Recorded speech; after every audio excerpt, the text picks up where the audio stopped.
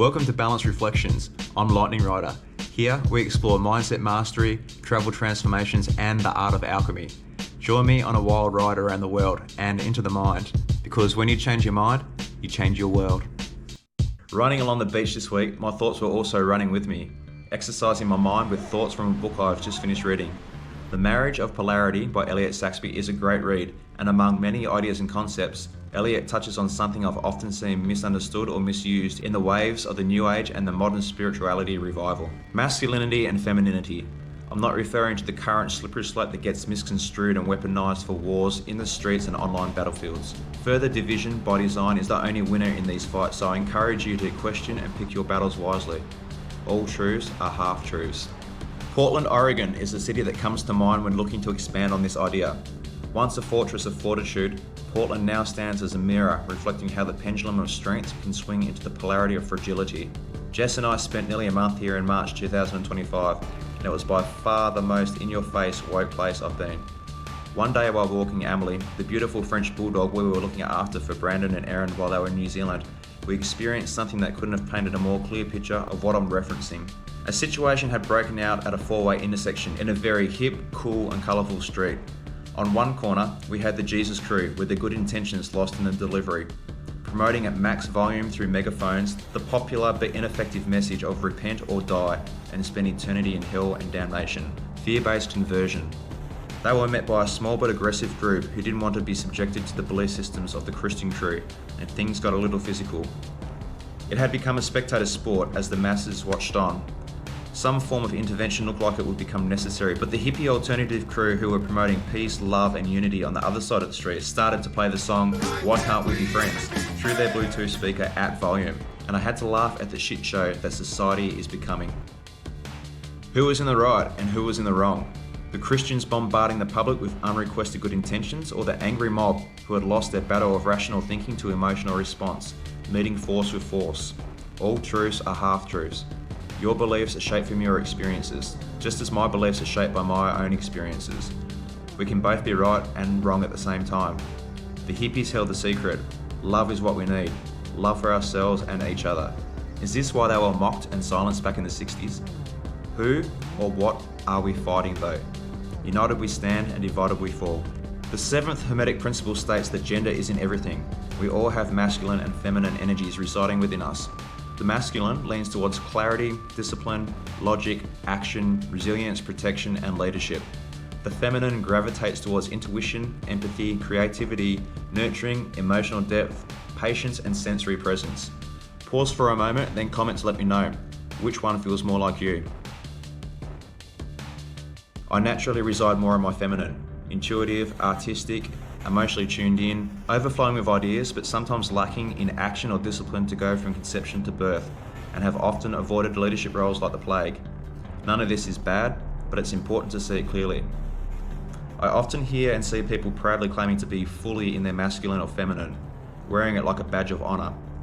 I'm no longer judging, just observing, but from my experiences, when we live in one extreme for too long, we open the door and allow imbalance to creep in. I truly believe a balanced existence is crucial to navigating the duality and paradoxical nature of this life and the laws we are subject to. Elliot's work shows us how understanding both the mature and immature sides of these energies can bring profound healing. I highly recommend seeking out his teachings.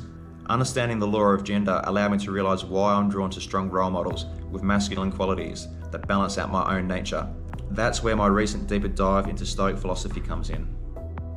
The Stoics teach that peace comes from focusing only on what's within your control and accepting what you cannot change.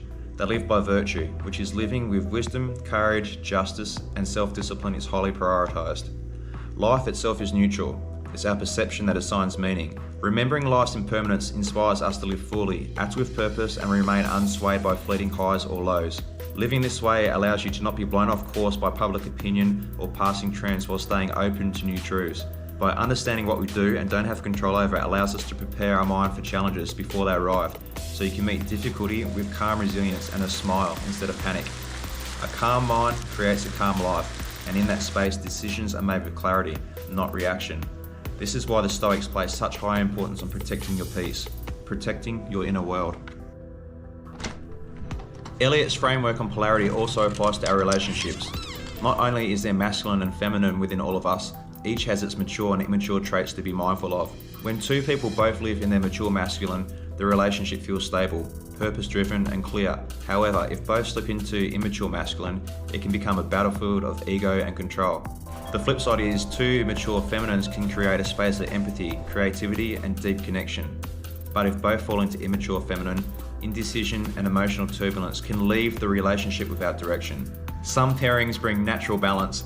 The mature masculine with the mature feminine creates a magnetic polarity of direction and flow, structure and creativity.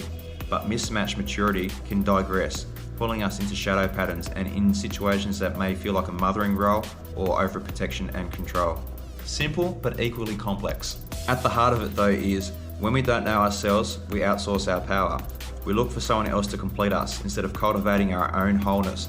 And if they leave, we lose our sense of self entirely, often leading us to grasp, control or fall into immature patterns just to feel secure. True empowerment is balancing our own inner masculine and feminine. When we live from that place, we can consciously choose partners and paths from fullness, not from lack, and we remain steady, even when the tides change. The law of gender is one of 7. Understanding how it marries up to the laws of polarity and the rhythms of life is like stumbling into the Batcave and discovering Bruce has left his utility belt laying around with a note saying, "Finders keepers." Yeah, say hi.